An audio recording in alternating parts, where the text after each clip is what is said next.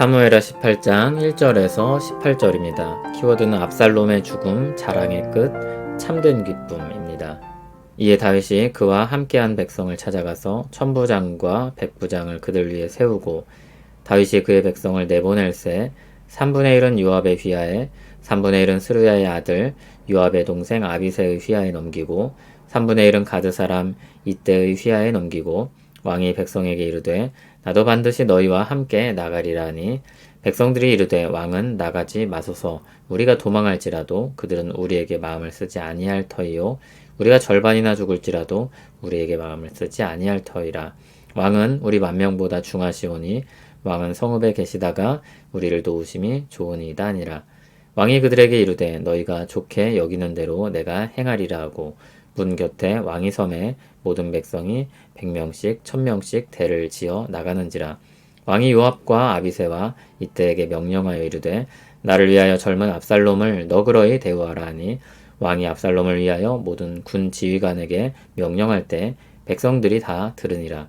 이에 백성이 이스라엘을 치러 들로 나가서 에브라임 수풀에서 싸우더니 거기서 이스라엘 백성이 다윗의 부하들에게 패하매 그날 그곳에서 전사자가 많아 2만 명에 이르렀고 그 땅에서 사면으로 퍼져 싸웠으므로 그날의 수풀에서 죽은 자가 칼에 죽은 자보다 많았더라. 압살롬이 다윗의 부하들과 마주치니라. 압살롬이 노새를 탔는데 그 노새가 큰 상수리 나무 번성한 가지 아래로 지날 때 압살롬의 머리가 그 상수리 나무에 걸림에 그가 공중과 그 땅 사이에 달리고 그가 탔던 노새는 그 아래로 빠져나간지라. 한 사람이 보고 요압에게 알려 이르되 내가 보니 압살롬이 상수리 나무에 달렸더이다 하니 요압이 그 알린 사람에게 이르되 내가 보고 어찌하여 당장에 쳐서 땅에 떨어뜨리지 아니하였느냐. 내가 내게 은 10개와 띠 하나를 주었으리라 하는지라. 그 사람이 요압에게 대답하되 내가 내 손에 은 1000개를 받는다 할지라도 나는 왕의 아들에게 손을 대지 아니하겠나이다. 우리가 들었거니와 왕이 당신과 아비새와 이때에게 명령하여 이르시기를 삼가 누구든지 젊은 압살롬을 해하지 말라 하셨나이다. 아무 일도 왕 앞에는 숨길 수 없나니 내가 만일 거역하여 그의 생명을 해하였더라면 당신도 나를 대적하였으리이다 하니 요압이 이르되 나는 너와 같이 지체할 수 없다 하고 손에 작은 창 셋을 가지고 가서 상수리 나무 가운데서 아직 살아있는 압살롬의 심장을 찌르니 요압의 무기를 든 청년 10명이 압살롬을 에워싸고 쳐 죽이니라. 요압이 나팔을 불어 백성들에게 그치게 하니 그들이 이스라엘을 추격하지 아니하고 돌아오니라. 그들이 압살롬을 옮겨다가 숲을 가운데 큰 구멍에 그를 던지고 그 위에 매우 큰 돌무더기를 쌓으니라. 온 이스라엘 무리가 각기 장막으로 도망하니라. 압살롬이 살았을 때 자기를 위하여 한 비석을 마련하여 세웠으니 이는 그가 자기 이름을 전할 아들이 내게 없다고 말하였음이더라. 그러므로 자기 이름을 기념하여 그 비석에 이름을 붙였으며 그 비석이 왕의 골짜기에 있고 이제까지 그것을 압살롬의 기념비라 일컫더라. 아멘.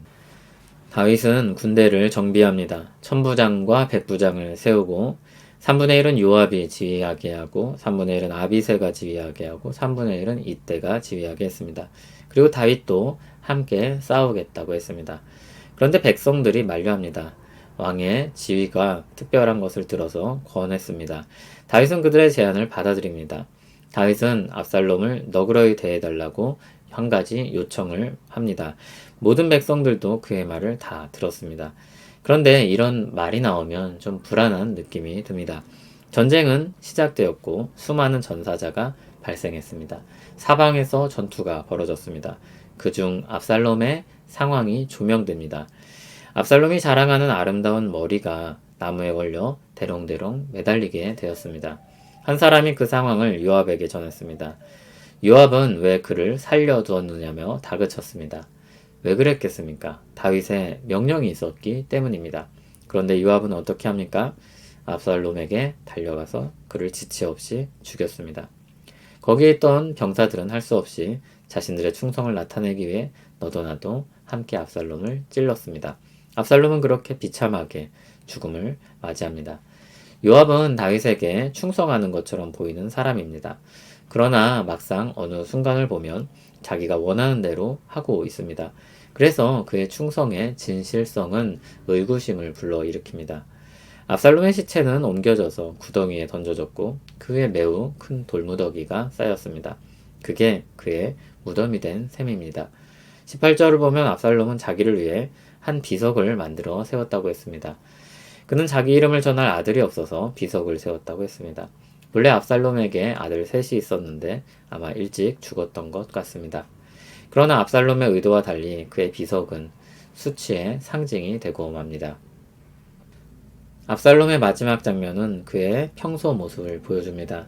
압살롬은 자기를 사랑한 사람이었습니다.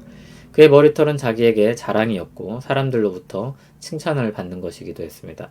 그의 머리털에 대한 부분은 단지 외모만을 가리키는 것이 아니라 그것은 그의 내면에 대해 말해주는 상징이기도 합니다. 자신감 넘치고 사람들에게 인정받는 것입니다. 그러나 압살롬은 사람들의 칭찬으로 만족하지 않았습니다. 그의 욕망은 멈추질 않았습니다. 자기를 파괴할 때까지 달려갔습니다. 왕이 되고자 했던 허영심은 그를 사지로 몰아넣습니다. 그가 자랑하는 머리털은 자신을 죽게 만듭니다. 메리 에반스라는 사람은 압살롬이 노새를 타고 머리를 휘날리며 갔던 장면을 이렇게 묘사합니다. 롤스로이스를 타고 진흙투성이 수렁을 통과하겠다고 고집을 피우다 빠져버린 오만한 귀족과 같다고 했습니다. 그의 인생은 수치와 실패의 역사가 되었습니다. 하나님 없이 추구한 모든 것들은 허사가 되었습니다. 하나님은 우리 모든 욕망을 차단하고 우리가 금욕주의자로 살기를 원하시는 것이 아닙니다. 그것은 기독교가 아닙니다. 하나님은 우리가 참된 만족을 누리며 살기를 원하십니다. 죄로 인해 왜곡되고 뒤틀린 우리 욕망이 바른 길을 찾아서 채움받기를 원하십니다. 그 갈증이 채워지는 곳은 단 한 곳입니다. 생수의 근원 되시는 그리스도입니다. 그리스도께 갈 때만 비로소 우리는 채움을 받고 우리 갈증이 해소될 수 있습니다. 사람들은 그것을 다른 것으로 대체하려고 합니다. 다 실패합니다. 헛되고 헛되니 헛된 것입니다. 하나님 없이 우리 욕망은 채워질 수 없습니다. 하나님만이 하나님 형상으로 지음받은 우리를 채우실 수 있습니다. 주님께로 나아가길 바랍니다. 주님이 우리를 채워주실 것입니다. 그리스도를 통해서만 풍성하고 영원한 생명을 얻을 수 있습니다. 영원히 목마르지 않는 생수를 주시겠다는 주님의 약속을 믿고 기대하시길 바랍니다. 하나님을 향한 우리 열망은 거기서만 만족을 누릴 수 있습니다. 하나님만이 우리에게 참된 기쁨을 주실 수 있습니다. 그리스도 안에서 우리는 비로소 기쁨 가운데 살게 될 것입니다. 우리 마음에 생긴 빈자리는 하나님만이 채우실 수 있습니다. 하나님의 형상으로 지으신 주님, 우리를 사랑하시는 주님, 우리 갈증을 채워 주시옵소서. 이 세상의 허상들을 내려놓게 하옵소서. 주 안에서 만족하며 살게 하옵소서. 예수님 이름으로 기도합니다. 아멘.